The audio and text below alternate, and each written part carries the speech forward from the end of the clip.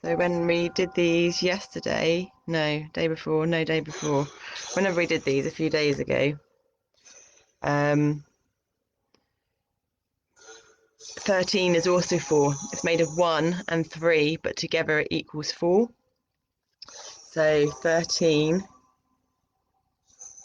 in the tarot is death, transformation, and you've got the beautiful phoenix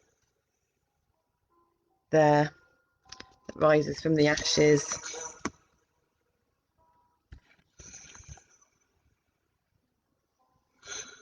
Oh no, our beautiful Zendaya's hidden then.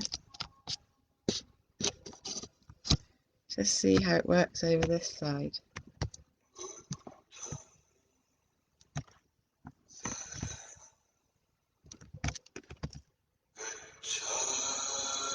Yeah, Zen's in the picture here.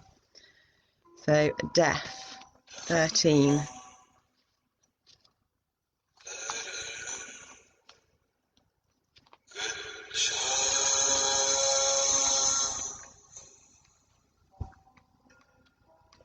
Since we did the other reading and this reading, we've actually posted off our paperwork to legally change our name. So for us, there is death. There's death of the numerological number is 8, so the vibrational frequency of 8, which Neve Deborah Coleman added up to, and it's now Zanoni Snowflake Purcell, and it's equals to 11. So there is actually death and transformation for us on a massive picture in life. So we're looking forward to the great change and transformation that number 13, death, which equals 4. Are you ready, Zendaya? Death represents change and letting go, but also transformation, renewal, and promise of rebirth. There is no death without some sort of rebirth.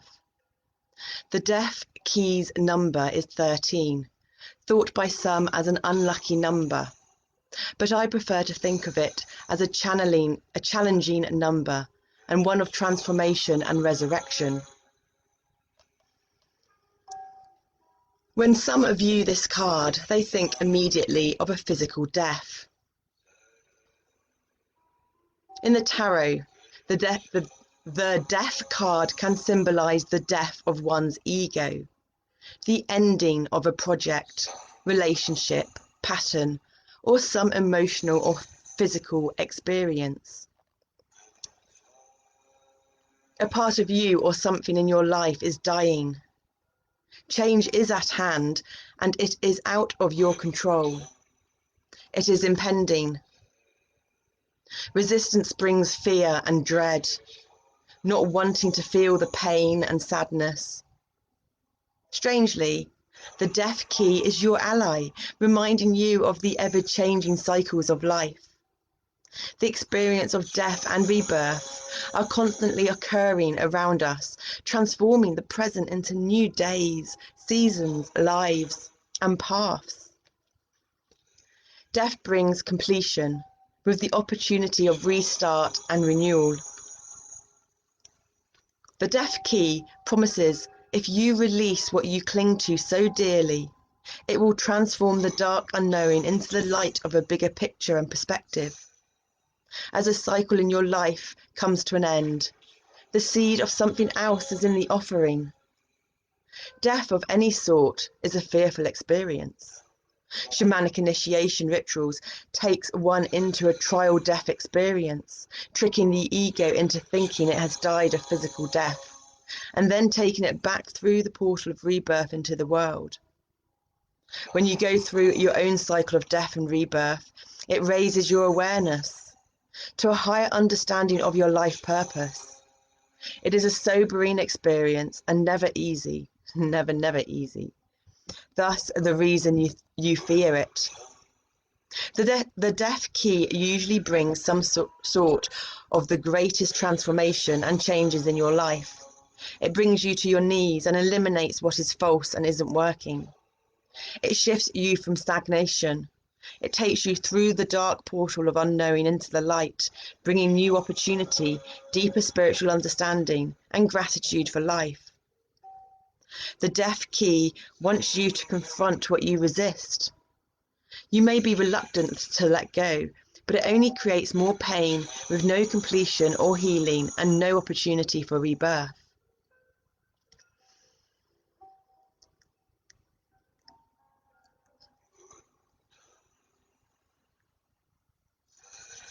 Death assists you in releasing your demons.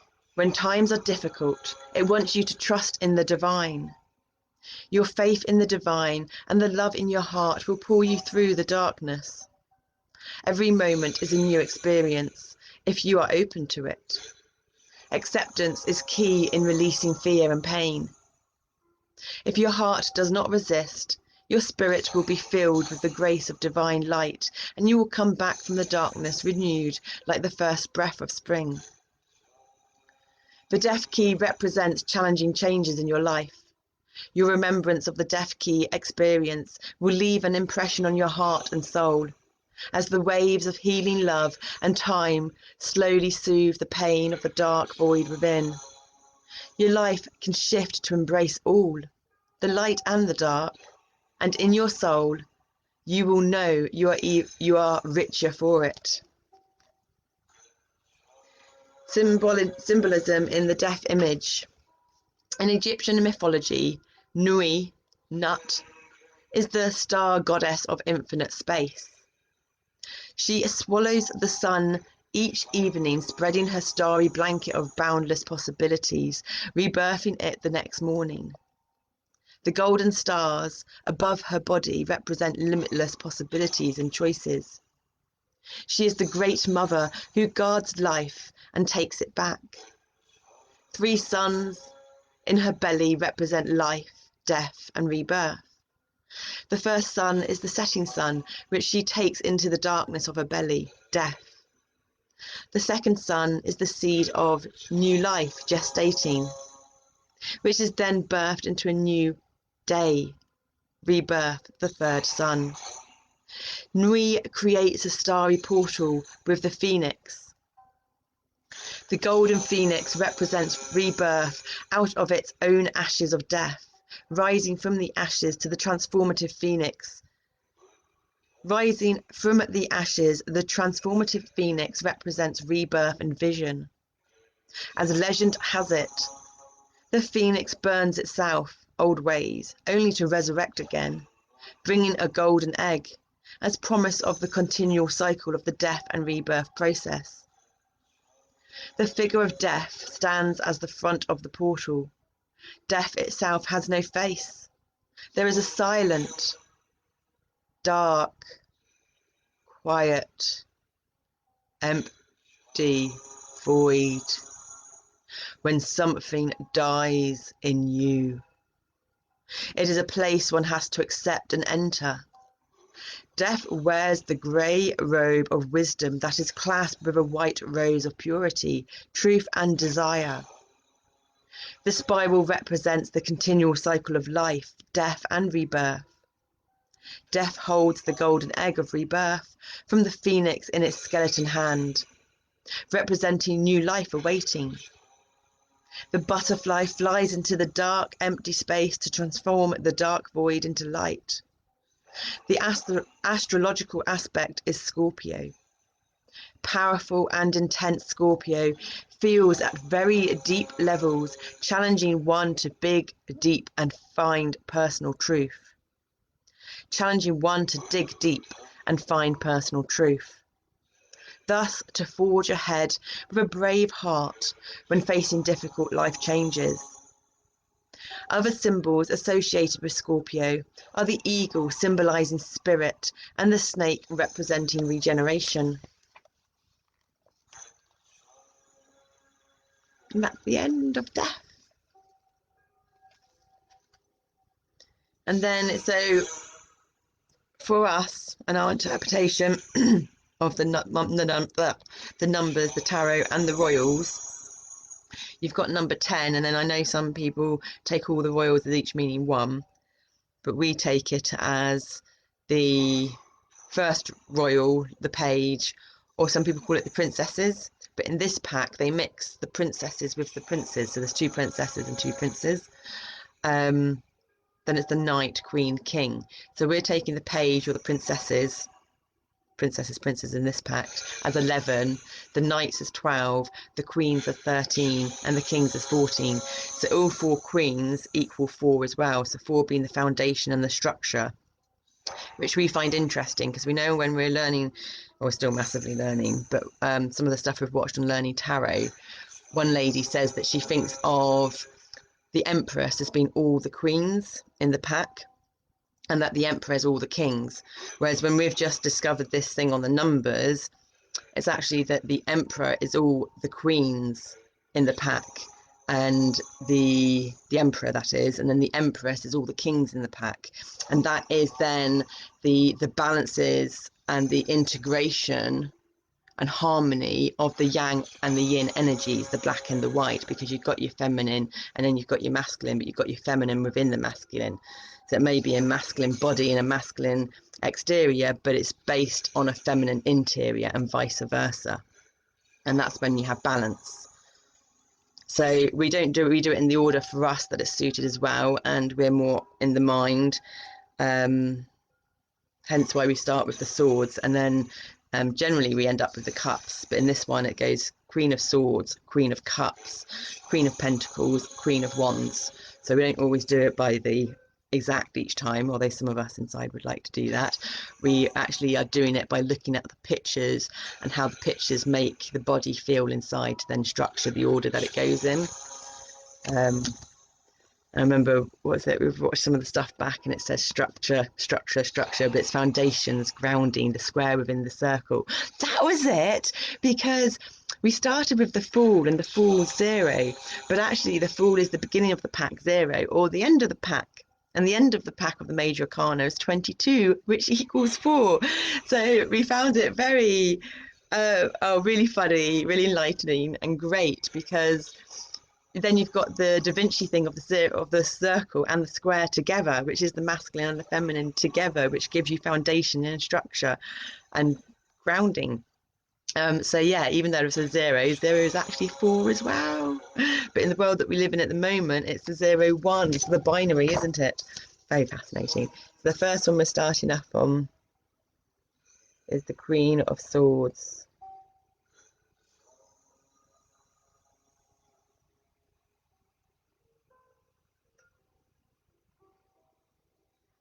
We will make the glare better one day.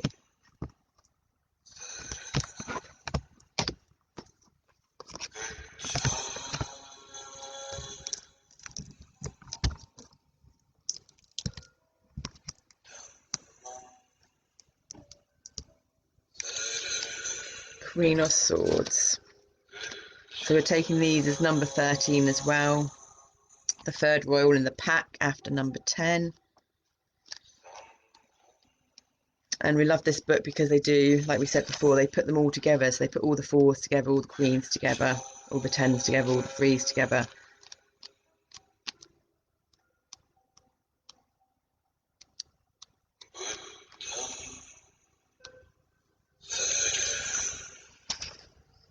And that's then, what you're doing is balancing out the if you want to look at the elemental energies like fire, air, water, earth. But if you really break down consciousness into its simplest forms, you've got the elemental consciousness, and one wouldn't do all of the fire frequencies, all of the elemental consciousness of fire frequencies from 1 up to 10. You'd actually do some fire, give it a bit of wood to keep the fire going, feed it some air to make it hotter because you're cold, and then you'd maybe put some water on it to cool it down and bring the energy levels down. So you'd work with all the elemental together, all the elemental consciousness together, and that's then how to connect in the body. That's how we're connecting in our body, because we feel the body on a subatomic level due to the EDS. So that's why we really love this book and how it keeps all of it together, because you're balancing out each number and then maybe tabbing your toe into another one. And it doesn't have to be consecutive either. You can choose whatever it is after that number, but you're keeping the number frequencies together and bringing that into the elemental frequencies of consciousness, so that you don't go too high up into your head, but you don't get too grounded and too heavy and too attached to earth, so you don't develop the mind, or you don't go too inwards in your heart, because the heart electromagnetic field is so much more vast and greater than your brain, that is the one that needs to give the information out to others, for the unseen language of energy that we all feel. And that's how we get to know someone without talking or communicating, through the limitedness and misinterpretation and comprehension of words and language. But we'll stop now because we're kind of getting off the one bit. The Queen, and its element is water. The moon aspect, full moon. Symbol, mandala. Keywords, mother goddess, creativity, feminine wisdom, intuition, and motherhood. The queens hold the heart. So this is for all of the queens. The queens hold the heart and soul of their suit. They are the mother, goddess, priestess. The queen is a compassionate ruler, representing the highest aspect of the maternal love and the mature feminine expression. Her heart wisdom rules the confidence and power. Her heart wisdom rules with confidence and power. The queen is the caregiver nurturing the world's children, nature and environment. The queen oversees all family and motherhood issues, offering the gift of great love. A queen is a sacred vessel channeling the energies that flow back and forth between the worlds of the divine and physical realms.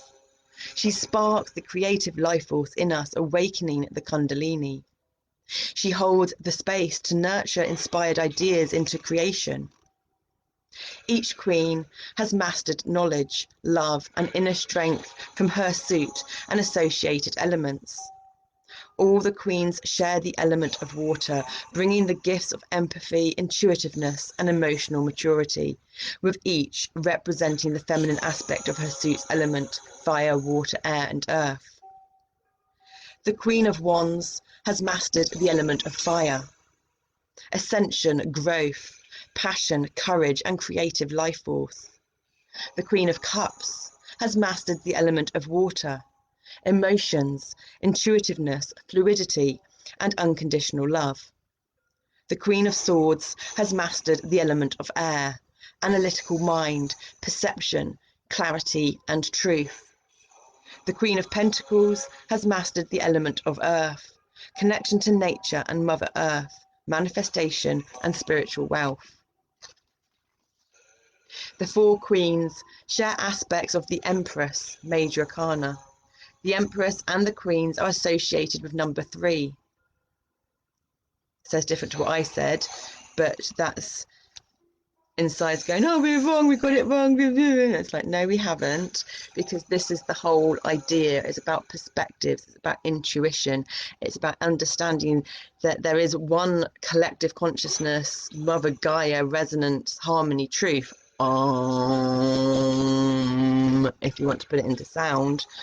But that everyone has their own individual truth and interpretation, and it's the way they express that and the language that they use, which is normally really hard to express their individual truth from their experiences, from their perspectives, from their internal processing model of how they receive information through the senses, 5 physical and the 6 energetic, which is like all of them an intuitive level, and then how they express that outwards. And what the world needs more of is people being more compassionate, more understanding, and more open to others. But the language that we use at the moment, and because we get triggered, we get defensive. And therefore, as soon as we get defensive, we're having an amygdala hijack, and we're going into a past, living in the past, into a past state kind of emotional trauma without realizing it. And we're reacting to that moment rather than being present in the moment and just knowing that each and everyone's way of expressing is it's their interpretation of the world, and how they communicate and the language they use externally is the language they use internally. So if there's someone that's got very strong judgments, very strong will, very strong opinions, and the opinions might be based on experience, it might just be based on reading other people's truths from literature, which is just another person's experience, another person's truth. It may not be your truth, it may be completely wrong to your truth, therefore there's going to be a misalignment and your life's not going to live in harmony. But if we all know that everyone reacts in these ways, but it's actually their own pain inside crying out, speaking out through a mask or a veil, whatever makes them feel comfortable in that moment, then we're more open and we don't need to react to what one might perceive as narrow-mindedness or ignorance, when really it's just they're keeping themselves living in this world in the way that makes them okay in the moment and them comfortable. So the aim really is for all of us to change our internal dialogue so that we speak to ourselves as if we're as loving and compassionately to our best friend or our children. And the more that we do that, the more we unconditionally love ourselves, and the more we understand ourselves and knows what our shit and what someone else's shit is, then we don't need to accidentally take on other people's shit through these energy webs, because we really understand and know our own body and what makes us tick and what makes us react. And if we do react, that's okay, but how do we manage that? And do we choose to impose that on other people, or do we choose to manage that on our own? And every circumstance is different, basically.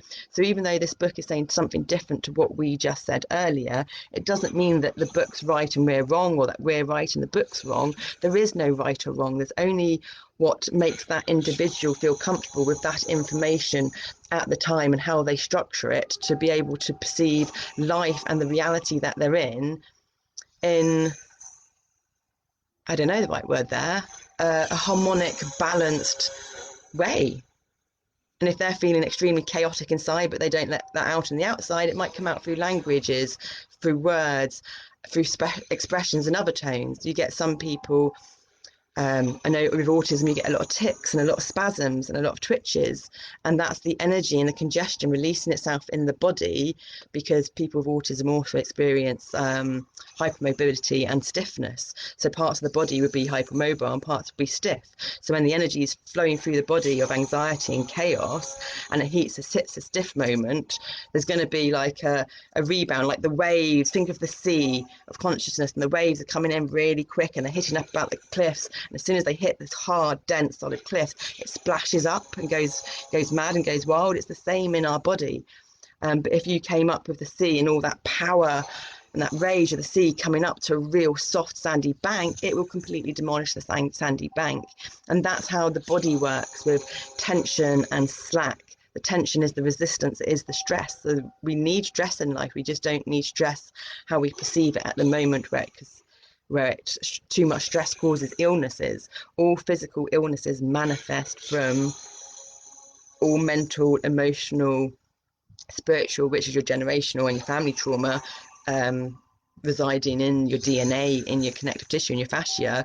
But it doesn't mean we can't change it. There's epigenetics. This is in us, and it's a challenge, and some of us have been smart ass souls, or whatever your language you want to use, and so we have a lot to navigate. But when that is navigated and we've transcended and turned the little genes off on the synapses so they don't get expressed, we can actually change our blueprint, our DNA. Like, we are not our genes. Just because our genes say that we've got this in us and we're going to get that, doesn't mean we're going to get it. It's our belief systems. We can choose to believe we're going to get it. It can be a subconscious embedded choice from our programming that we're going to get it. But if we can shift that brain and shift that perspective with the knowledge that we've gained, and go, actually, no, we read this and this says this and that says that, I like that idea, I'm going to choose that and I'm going to go by that, then you can actually heal yourself. The bodies are amazing at healing themselves, and it's all to do with belief systems. Nothing's in the mind. Mental ailments manifest into physical ailments. It affects your connective tissue, everything. We need to become we've gone off on one again, but basically we need to communicate with our internal dialogue more lovingly to ourselves, be more compassionate and gentle to ourselves, so that when we're out there we can understand when other people react or act in a certain way, it's just them letting out their pain inside, and we then don't need to react to that or judge that. We can actually be compassionate and send love to it. We don't need to interact with it as such, but we can send love to it. So yeah, we've definitely gone off on lots of sidetracks there. So yes, we can still think of all the queens being the emperor and all the kings being the empress, and vice versa, but even though the common day view is that all the queens are the empress. So we'll start this again. The four queens share we need to get a lot out there, didn't we? The four queens share aspects of the empress, major arcana. The empress and the queens are associated with number 3, creation, the number of divine love and motherhood. 3 is associated with the cycles of the moon, and the queen represents the archetypal full moon of illumination and creation at its peak. The queen's lunar aspect is the full moon. Full moons bring a time of completion and harvest. See there, straight away when reading that, the full moon is the masculine. It's the active. It's the feminine masculine. So it's the feminine coming to the surface, being the masculine, because the moon is the feminine, and when the feminine's feminine, she's very introspective and looks inwards, and that's when it's a dark moon. But when the moon is masculine, she's reflecting the sun's light, which gives her the whole full moon effect, and then that's the feminine coming up, expressing outwards and being masculine. Okay, that's interesting. The full moon reflects the light of the sun, bringing full illumination to the south, casting light onto the shadows of what needs to be brought to the surface. Its stirring energy is at its peak, activating the tides of Earth's waters and the tides with each of us. Emotions, because we're like over 70% water. Emotions, dreams, and intuition are heightened. Each queen holds the shield of her personal mandala. Mandalas are an ancient cross culture, symbols representing the circle of life that assists you on your journey of self-discovery through visual meditation. Mandalas guide you on an exploration of the soul, self, and your relationship to the universe and the divine. For women, the queens can represent aspects of the self, another person, feelings, or events. For men, they can represent a woman in his life or the feminine aspect of himself or event. So what have we got first again? We've got the Queen of Swords. Queen of Swords, lunar aspect, full moon. Well, they're all full moons actually, so don't need to read that one. Sacred day, Samhain, Halloween. Astrological aspect, Libra. Elements, water and air. Shield, eagle, mandala. Keywords, perception and truth. Mother, goddess of air. The Queen of Swords is the celestial queen channeling pure divine thought and truth. She symbolizes the mother goddess of purity, light, and divine wisdom. The queen embodies the elements of water, emotion, and air, mind. By balancing and integrating fluid, feminine, intuitive wisdom with the airy, divine intellect, expanding into the energies into intuitive wisdom. Her intellect and perception make her a leader of authenticity and justice for humanity. Gracious and just, she approaches all situations in life prepared with focused authority. The Queen of Swords is independent and confident. With a photographic memory for details, she symbolizes the ultimate problem solver. The Queen does not recognize excuses or justifications. As a warrior of truth and honesty, she does not tolerate false perceptions in herself or others. She thinks ahead, makes plans, communicates it, and takes action.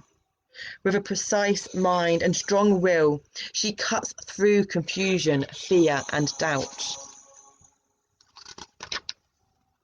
Some may find the Queen of Swords stern and intimidating. She is the least emotional of the four queens.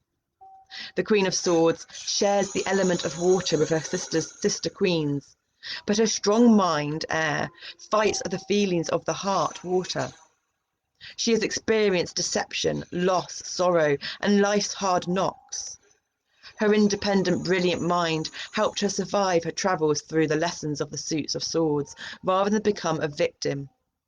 The Queen worked hard through her challenges. Through her difficulties, she has become wise and powerful. Her struggles and misfortunes have made her a woman to reckon with. In her journey through the suits of swords, she's suppressed her emotions, not wanting to expose her heart. As a result, she is more confident conducting herself through her intellect, viewing emotions as a weakness. Her challenge is keeping her mind and heart in balance, giving both equal respect. She needs to recognize that her keen perception comes from her intuitive abilities. This noble queen needs to mend that bridge to come into her full power. The Queen of Swords is a powerful force, and when she arrives in your life, get ready for transformation. You will be asked to be clear about the path you've taken. Are you following your Dharma? What distractions are you allowing to misguide you? Her lesson is to be very clear, honest, and forthright about your choices. Discover your power by facing and removing blocks and fears that hold you back from truth and free will. Truth is a transformative energy that brings you to the threshold, portal of any challenge, demanding you cut through any belief systems or patterns that fog the mind and block the heart. The Queen of Swords awakens the sacred warrior of clarity and truth within you, cutting away the blocks that shadow your inner light and strength. She brings you wisdom and healing. In the image of the Queen of Swords, the Queen sits on a swan throne, symbolizing her purity, grace, and beauty. The rainbow behind her is created by combining the elements of water and air, symbolizing the bridge between heaven and earth. Her starry crown opens up to the divine energy, receiving heavenly truth and inspiration. Sorry, the mind's just going. It says water and air to make the rainbow. Would it not be water, air, and fire, because you've got the sunlight, and without the sunlight you wouldn't see the rainbow, so therefore it's fire, water, and air. That's one to be pondering. Our mind's going to go with, isn't it? This is great though, to calm our mind, and it really gives us clarity and understanding. So the rainbow behind her is created by combining the elements of water and air, symbolizing the bridge between heaven and earth. Her starry crown opens to the divine energy, receiving heavenly truth and inspiration. The Queen's sword is the sacred unicorn horn of truth that brings peace, purity, and balance to the mind and heart. In her left hand, she holds the clear quartz crystal of communication and memory, transmitting information and energy between the universe and the earth. The Queen of Swords' dress is decorated with a large white butterfly covering her chest. The butterfly symbolizes the memory of her true purpose and destiny that lies in the Queen's heart, and the transformation and healing that happens when the mind allows it to unfold without judgment. The yellow colour of her skirt symbolizes the intellect. The rainbow-coloured butterflies flying outward represent all the beautiful possibilities that lie in the heart, waiting to be manifested. The eagle mandala symbolizes the vision that can be explored from the expanded heights of spirit and the freedom to follow your heart. So I'm just going to hold that up so you can see it, and I'm just going to do a bit of sounding while I integrate all those energies into my physical body, so I embody them, and so all of our elemental consciousness. So you can join in if you like. I just try and get. So there we go. And so it's just an open-eyed meditation to keep it in the external reality. And when the eyes get closed, they're going into internal reality. So blowing all the breath out, having a shake.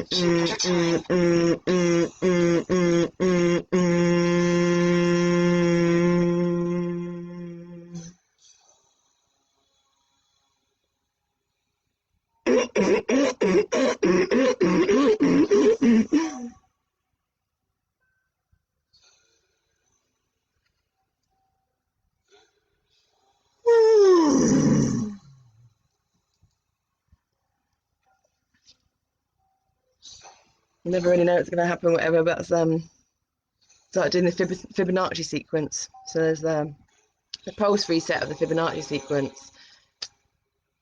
1, 1, 1, 2, 1, 2, 3, 1, 2, 3, 4, 5, 1, 2, 3, 4, 5, 6, 7, 8, 1, 2, 3, 4, 5, 6, 7, 8, 9, 10, 11, 12, 13. We learned that off Gaia, and there's I don't remember the exact way they did it, but we've adjusted it and we put it into the sound as well. So it's the inward sounding, the outward sounding, the Fibonacci sequence, and we're at 21 and then 34, because 21 over 34 is the ratio, the golden ratio, central point of balance. And yeah, my hands are really vibrating and tingling. Yeah, there's a lot going on, so we're just going to continue it and not do too much talking, just do the reading, because there's a lot of shifting going on. So the cups normally come at the end, but for some reason the cups came this time round. But she did end up very specifically talking about the heart in the book, and we've not read these before, so we obviously tapped in with the energies and our feelings, and yeah, that's why the book makes so much sense to us. So the Queen of Cups.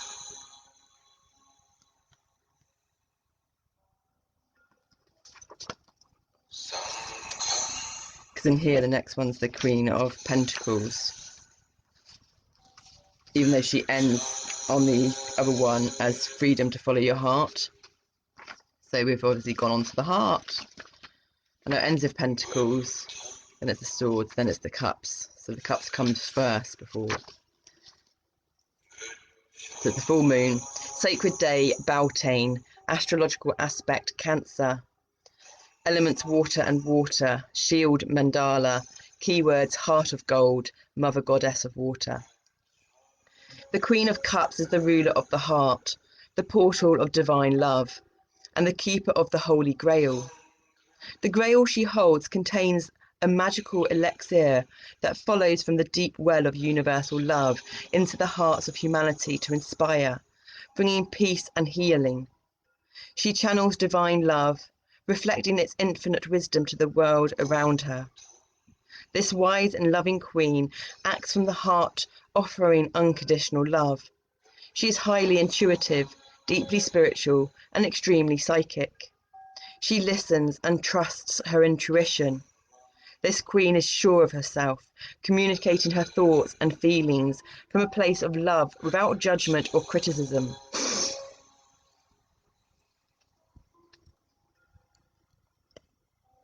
Queen of Cups is mother, wife, sibling, lover, or friend who is loyal, loving, compassionate, and caring. The Queen of Cups' message is to channel divine love and wisdom, practicing its gifts in the physical world. The Queen of Cups represents the ultimate divine feminine. She is the Empress of love, the eternal mother, the great cosmic mother. She is the most nurturing of all four queens, as her astrological aspects are water of water. The Queen of Cups represents the ability to pass between the veils of the conscious and subconscious worlds. Boy, well, yeah, we learned from the Psych Ward that we're very pro at doing that. It's what we've done our whole life, I've realised now.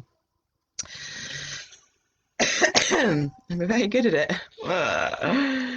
Yeah, the mind's a very powerful thing, but we mastered control of our mind because we've mastered the kings before the queens. Oh, have we now? That's interesting. Smart ass. Shh. She is dedicated to the paths as above, so below. To the left as the right, as in front as behind, up around, upside down, inside out, outside in.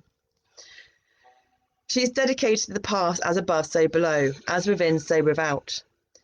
She is a visionary. Her gifts of intuition, quiet focus, and strong inner balance all allows her to remember dreams and inspirations from the unconscious world, channeling and manifesting them into the psychical world. When the Queen of Cups shows up in your life, she's asking you to reflect on deeper aspects of yourself. What dream or vision is calling you? What watery realms within are starting to shift? The Queen is there to assist you through emotional transitions. When challenges confront you, she reminds you to remember what brings true happiness to your heart. She asks you to be gentle with yourself and others. She inspires you to live your life through love, to follow what your heart seeks by listening and trusting your intuitions without judgment. The Queen of Cups teaches you that meditation brings you information and healing on many levels. Quiet yourself, meditate, listen and reflect on the answers that lie in your heart. Find the grail within. She invites you to embrace with your inner heartfelt truth rather than fighting it. Ultimately, self-love and self-trust opens all the doors. The Queen of Cups brings the gifts of love, nurturing, healing, and creative imagination. When the Queen of Cups is by your side, you will dream deeply and be extra sensitive to the energies and inspirations that open your heart and light your creative spirit.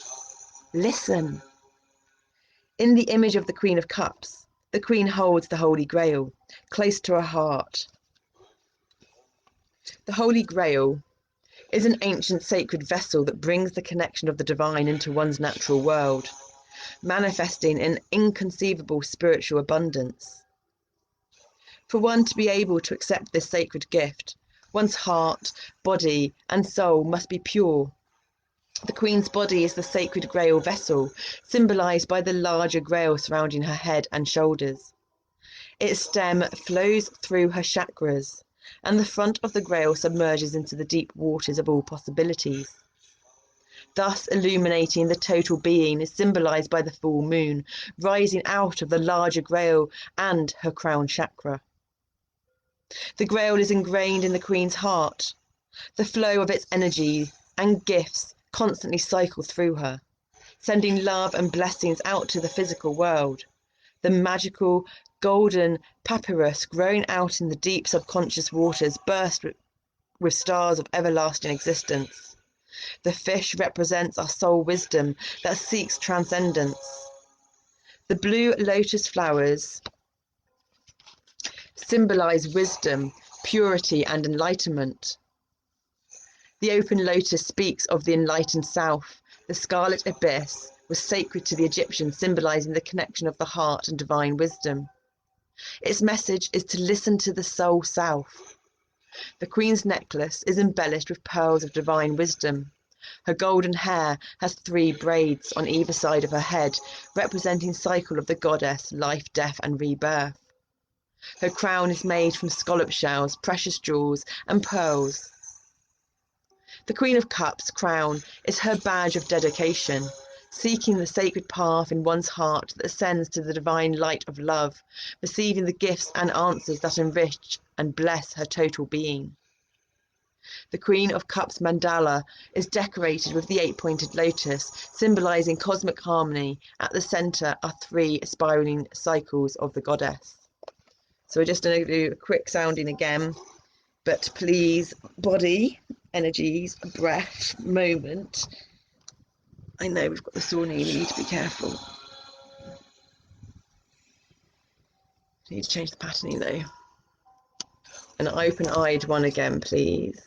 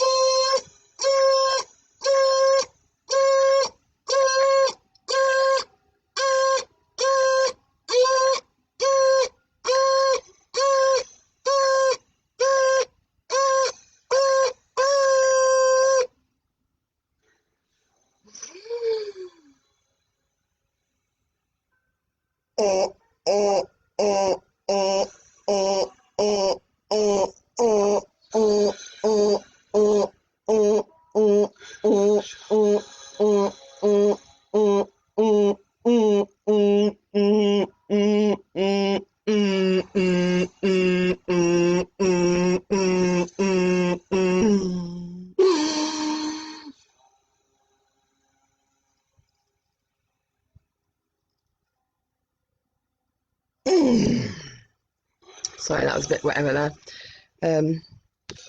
That was quicker than the last one. Thank you, body. They just literally just did the 21 and 34 on the out breath of the Fibonacci sequence for the golden ratio. So the body's wanting to get to a place of the only constant is change, so there's always going to be movement, and the idea is to get from the macro movement into the micro movement. For the body's looking for its center of really acute micro movement of vibration. So there we go, that feels good. So there's a sense of balance and calm. So what we're doing is releasing the trauma frequencies in the trauma frequencies are coming out through the cycles, but rather than them taking over like they did in the past, sounding and movement and language and communicating and expressing is allowing the trauma to come out without the chaos, without the attached fear, without the attached physical pain. It's only taken us like however many years. But we're getting to the simple codes, and then we'll give the simple codes away to people so they can get through the trauma easily, because none of us want trauma, do we? But we all need to have healthy stress and healthier language. I want to get a better camera because that's a beautiful card. So the Queen of Pentacles we are now going to really read. Anyone that is coming to this and watching this, there's a lot of sound healing and a lot of clearing going on, so make sure you drink water and listen to your body and do what you need to do over the period of time from watching this, because you'll be embracing all the energies of these cards as well. And it did start with the death transformation card, very fitting, upside down. So yeah, if you're wanting to transform your energies and step into a better version of you, then you're in the right place. But drink water, rest, nurture, have a bath. We're on Pentacles now, that's the last one. Okay, so the Queen of Pentacles. As we know, all the queens are the full moon lunar aspect. The sacred day is Lugnasad. Astrological aspect Capricorn. Elements water and earth. Shield mandala. Keywords mother of the land. Queen of manifestation. The Queen of Pentacles is the mother of the land and nature. She has deep understanding, love, and respect for both. The Queen embodies the elements of water, emotion, and earth, body, balancing and integrating the fluid feminine intuitiveness with the earthly feminine energy of Mother Earth, resulting in spiritual receptivity on the physical plane. The Queen is aware of the magic in nature and the strength and lessons that spiral from it. She is a healer, first in herbal medicine. The Queen of Pentacles is in tune with the heartbeat of the earth and the cycles and rhythms of its elements. Her gift of balancing the four elements creates a sacred place to manifest ideas and inspirations into physical form. The Queen of Pentacles believes in magic, miracles, and wonderment of what life has to offer. The Queen of Pentacles manifests material and spiritual wealth. She knows the key to prosperity and health is through love and trust. Self-love and self-trust working in unison with respect for the land and all its inhabitants. She cares more for the world of nature than for physical possessions, yet she enjoys the luxuries of the world. Her goal is to share her wealth with others, creating a loving, united world. She embraces all life's experiences, good or bad. It is all part of the path that leads her to the divine marriage of spirit and matter. The path of Pentacles has taught her that love, compassion and understanding with connection to nature brings one well-being. Generosity, honesty, passion and fertility are aspects of the Queen of Pentacles. So going into some Chinese medicine now, liver, if you're someone that gets angry or pent up, or maybe you don't get angry, maybe you haven't got angry for a long time and instead you've or anger, and you get transferred. For us, we stopped getting angry when we were about 15 and that turned into internal self-guilt. But all anger, resentment, frustration, so I don't know if guilt applies to this not as well, but that'll be something we look into down the line when we start actually creating and drawing all this stuff, is the liver. But the opposing emotions that balance that out, or the yin and the yang, or the positive and the minus, is generosity and forgiveness of the liver. So just in using your body and the voice and sounds, you can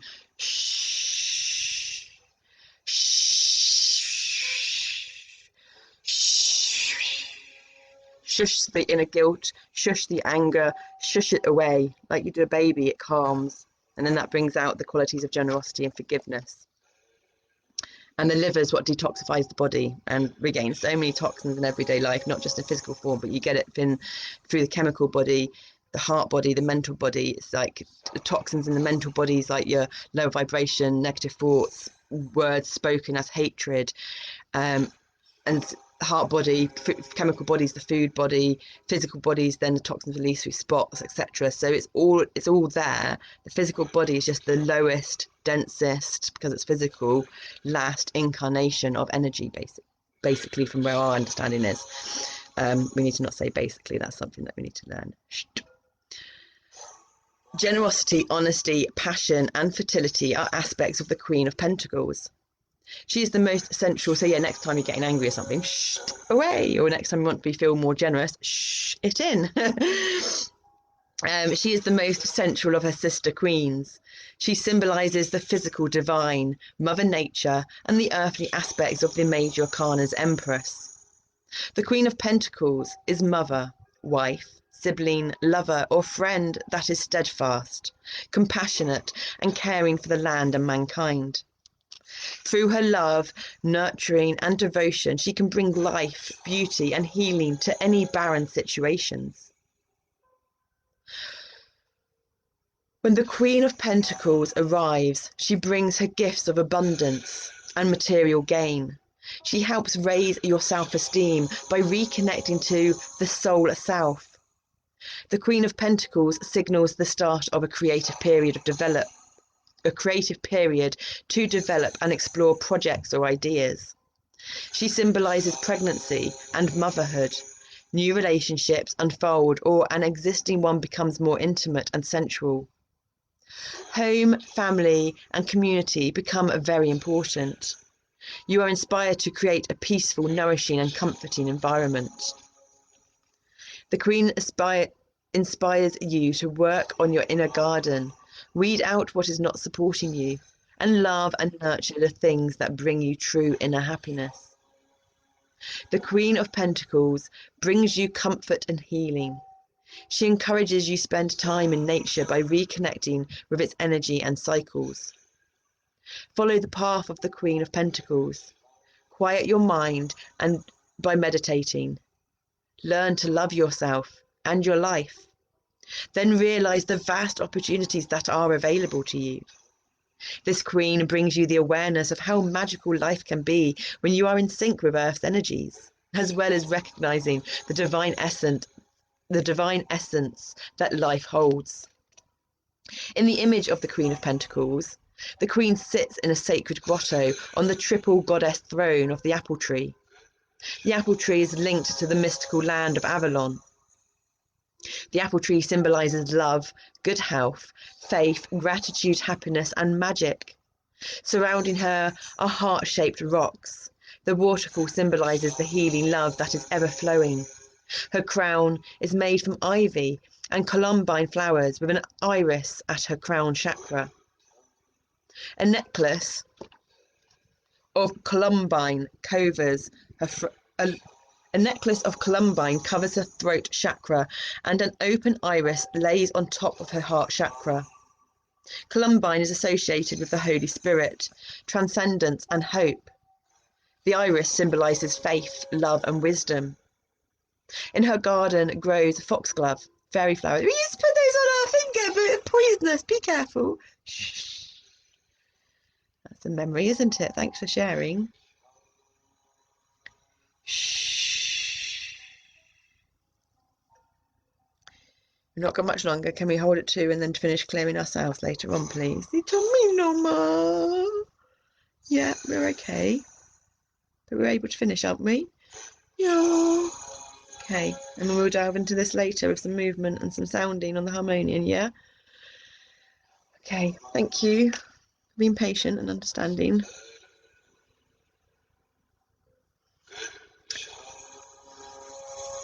The iris symbolizes faith, love, and wisdom. In her garden grows foxglove, fairy flower. Delphinium, joy, tranquility, and divinity. Mushrooms, associated with the fairy realm. Magic and transformation. White buttercup lilies, innocence and purity. Dandelions, hope, wishes to come. Yeah! Dandelion chai tea. That's what we've been doing, isn't it? Because it doesn't taste very nice, dandelions, does it? No. The red salamander symbolises transformation, intuition, and spiritual awareness. The snail and his spiral shell bring expanding consciousness, patience, and endurance. You want to share? Sound! Better than light for us, because light's too fast and too quick and hurts. But sound is very powerful, but soft and slow and gentle. And we don't miss it, because it doesn't zoom on past too quickly. Okay, thanks for sharing that. I look forward to watching that back. We need to slow down, don't we, all of us, and work together. Yeah, because the body can't cope, can it? No. Or the mind, no. But we're managing it, aren't we? And these are tools of self-healing and integration. Yeah, we finished. The sleeping fawn in the queen's lap symbolises safety, innocence, and gentleness.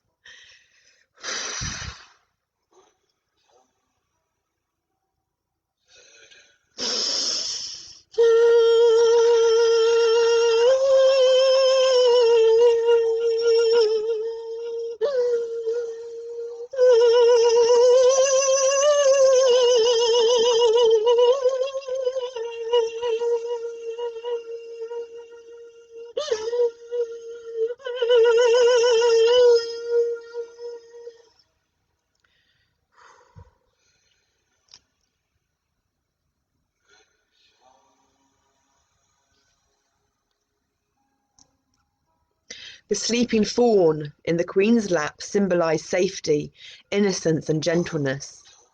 The sleeping bear cub brings dreaming, introspection, and meditation. The fairy spirit symbolises the magic and love one can bring into their life.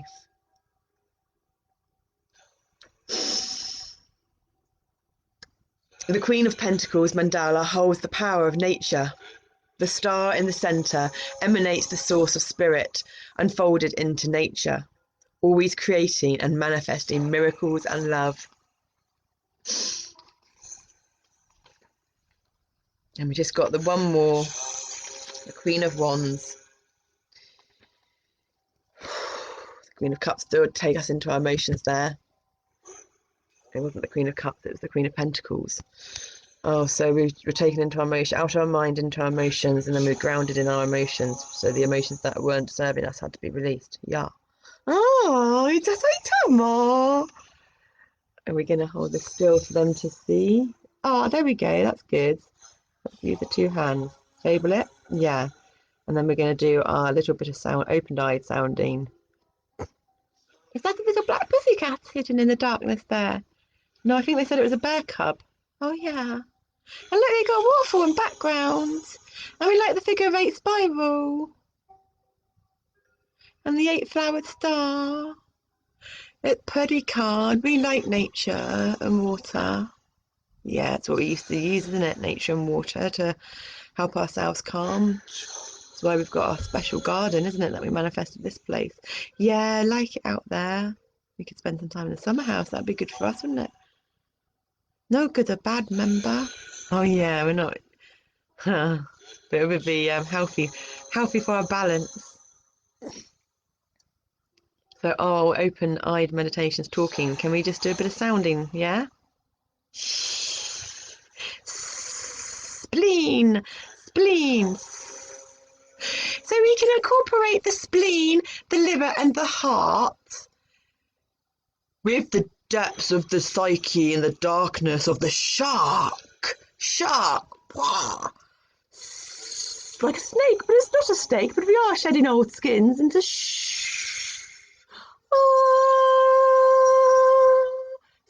spleen, of the liver, of the heart. Shark.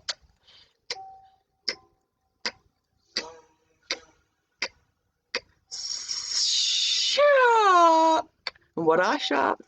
Long, sleek, and determined. That was from our stuff the other day, wasn't it? interactive, multi-dimensional, multi-sensory tarot. That's film, wasn't it? We did that with our sister. So yep, there's the, let's just do 3 ohms, shall we? We'll do the backwards first and then forwards, yeah? Okay.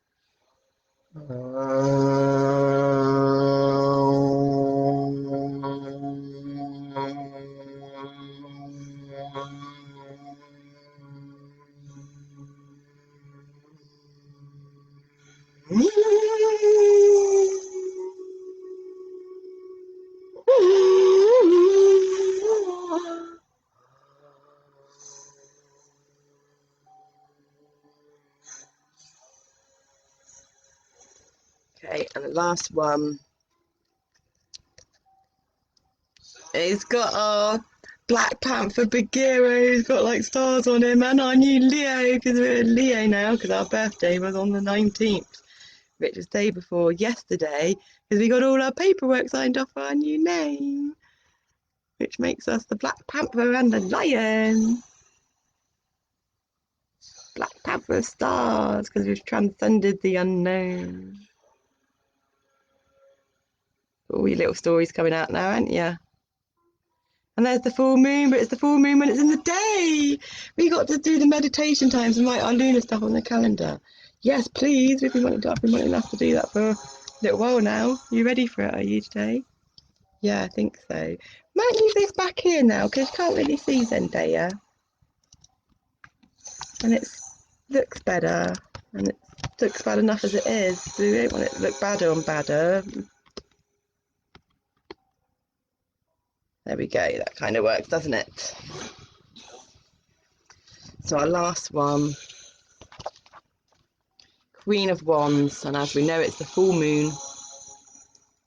Sacred day, symbolic, Candlemas, astrological aspect, Ayres, elements, water and fire, shield, mandala, keywords, mother of creation, creative life force.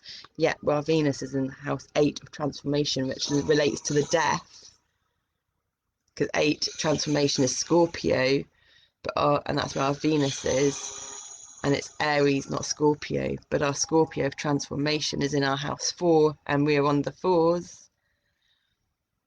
House 4 of home and family. I don't know what it's on money now. Okay. Well, she told me, she told me, come on, we've got a little bit more going, yeah? The Queen of Wands is the mother goddess of fire, the mother of creation. dynamic, courageous, confident, and passionate. She knows who she is, what she wants, and how to get it. The Queen embodies the elements of water, emotion, and fire, spirit, balancing and integrating the fluid feminine. But go on then.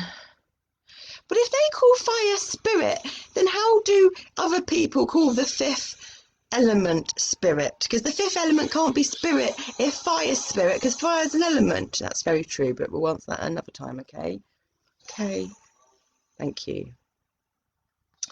The Queen embodies the elements of water, emotion, and fire, spirit, balancing and integrating the fluid feminine intuitive wisdom with the fiery masculine life force that expands into active inspired vision. Fear has no power over her. She believes in herself and has the courage to follow her heart and dreams. Go on then. Only person anyone needs to believe in themselves is themselves. Yep, that's right, isn't it? We learned that one, didn't we, from the sight cord? Yes, we did. It is nice, though, if we can believe in others and help them to believe in themselves if they don't, though, isn't it? Yes. But when people can't do that, it's because they don't believe in themselves anyway, in themselves, do they? So they don't know, they can't help the other. Yeah, that's right. Well done. We had a letter through, didn't we, from them? That's why they're popping up again. Her energy is fiery magic. The Queen of Wands opens you to the inherent wisdom that lies in your heart. The Queen of Wands plants seeds for future endeavours and feeds them with her inner life force and the spirit energy from the divine. She symbolises manifesting its spiritual potential. So these are live out loud meditations, readings, because the aim really for us is to bring meditation into every moment of our life so that we're completely present, because when we meditate at the moment, because how we lived life before wasn't working, we were stuck in the past or the future. We were in the present at certain times, but the things that we used to facilitate us being in the present, like smoking weed and other things, the body couldn't handle anymore. So we're learning how to be in the present, but for us, the present, because we've been meditating solidly now pretty much since the 11th of November last year. And when one suffers from trauma and PTSD and CPTSD, which that's what DID is, dissociative identity disorder, at the extreme end of complex post-traumatic stress disorder. So be very careful if you do have any kind of stuff like this with meditation, and do active meditations, open-eyed meditations, active meditations, movement meditations, because a traumatized body doesn't want to get still. Shaking medicine's really good as well, shaking. And only once you've developed that and you've developed confidence and trust and awareness that you understand that the traumas that are coming out are just the past, so therefore you'll be meditating, brought into your present, but your present will be your past present, because you're clearing the traumas from your past. Or it could be that you're clearing the traumas from your generational past. So it could be your past of other lives you've lived out, depending what you believe or not. You don't have to believe in something for it to be the case or not, or to get something from it or not. Or it could be so other lives you've lived, or it could be, for instance, trauma that your family, your grandparents have lived. If they were in, I know that my stepmom's gran or great gran, or gran I think it was the first woman to get stoned to death, to do with the Jewish Hitler and the camps and all that stuff. So in her DNA there'll be that generational trauma, etc. So yeah, we just obviously had to share some stuff on that one, trauma. So our present is our past present, or our future present, until we bring it into the present. And all these modalities are doing that. For instance, we do this on live, watching out, because it's the only time we get, when it's live, it's real time, bringing in other energies of other people, and we don't get that in our everyday life in our house, because we've had to isolate ourselves so much to protect ourselves and to protect others, because of the uniqueness of all of this, and just because of what our comfort zone is, basically, I'm realizing. But we want to get back out there in the world, and so we have to therefore embrace the triggers and controllably bring the triggers to us, so that we can then manage them and release them within our wants.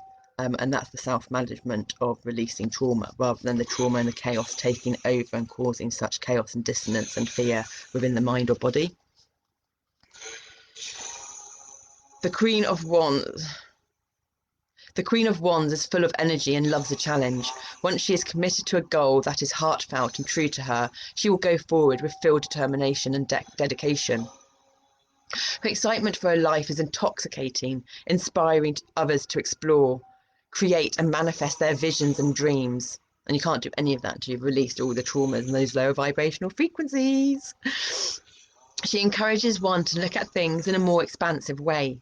She is an excellent leader and counsellor. The Queen of Wands is dedicated to the path of spiritual truth. When the Queen of Wands shows up in your life, get ready for a great surge of energy that supports any heartfelt endeavour or inspired idea. She signals the beginning of something new that has potential for great success. As a visionary, she encourages you to expand your spiritual being by exploring your creative passions.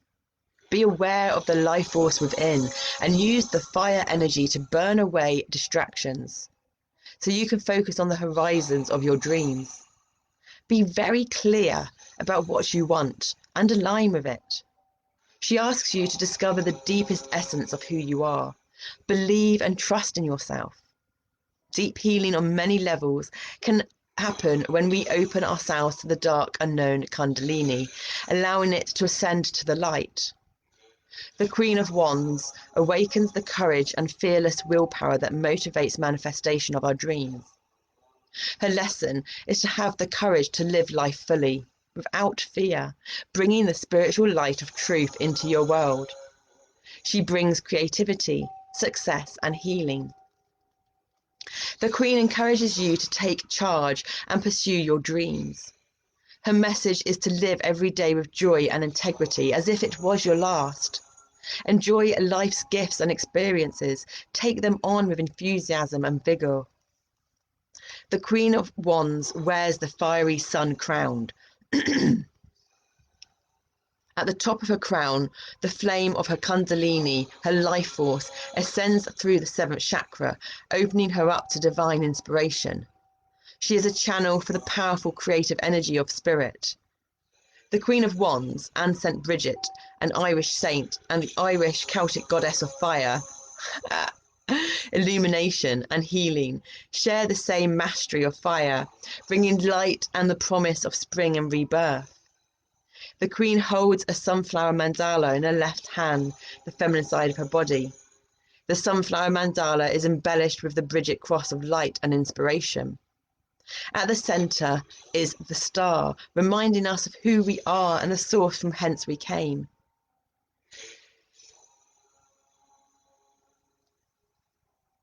The Queen of Wands is seated on her sunflower throne. Sunflowers represent joy and healing. In her right hand, masculine side of the body, she holds her wand of fire, growth and creativity. The white lilies and snowdrops represent purity and rebirth. The sunflower of fire symbolises the fiery seed of inspiration, desiring to be and put into action. The Queen of Wands is accompanied by 2 animal guides, the magical leopard panther. It's a leopard panther, a magical leopard panther. I've never heard of that. It's like a unicis. A unicis is the unicorn, Pegasus, and the seahorse. We might like the magical leopard panther, don't we? Yeah. And the majestic lion, but we want the majestic lioness and lion. The 2 large cats bridge the inner worlds of the conscious and unconscious. The lion represents the fire energy of the lioness represents the fire energy of the sun and the divine masculine. The lion is the masculine conscious energy of action manifesting on a physical level. That's why we need it to be the lioness now. We've had too much masculine. Okay, we get it. Shh. The lion represents the awakened consciousness of the crown chakra. When the lion energy aligns with the divine feminine energies of the leopard or panther, Kundalini, the alchemical mystical marriage is the result. The lion's transformative fire heats the deep waters of the Kundalini, causing its energy to rise up to the crown chakra, opening up to consciousness to divine wisdom and inspiration. The black mystical cat is the Queen's guardian and guide to Dakota. Oh. It represents the divine feminine. Its black starry coat symbolises the primal energies that once emerged from the depths. The magical cat guides the queen to awaken her inherent inner power and creative life force energy.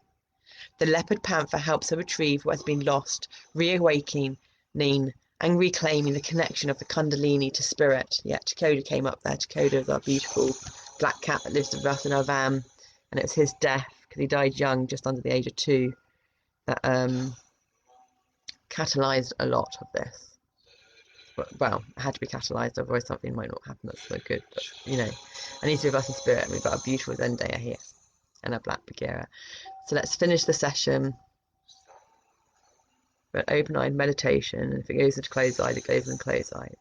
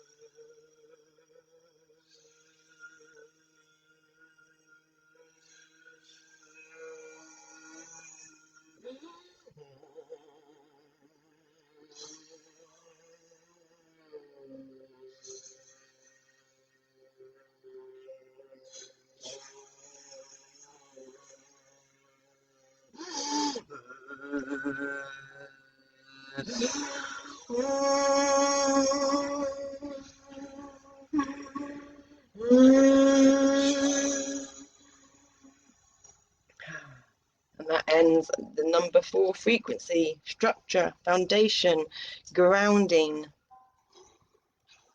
rectangle, balance of the dualities, or square, balance of balance. Namaste. Have a great day.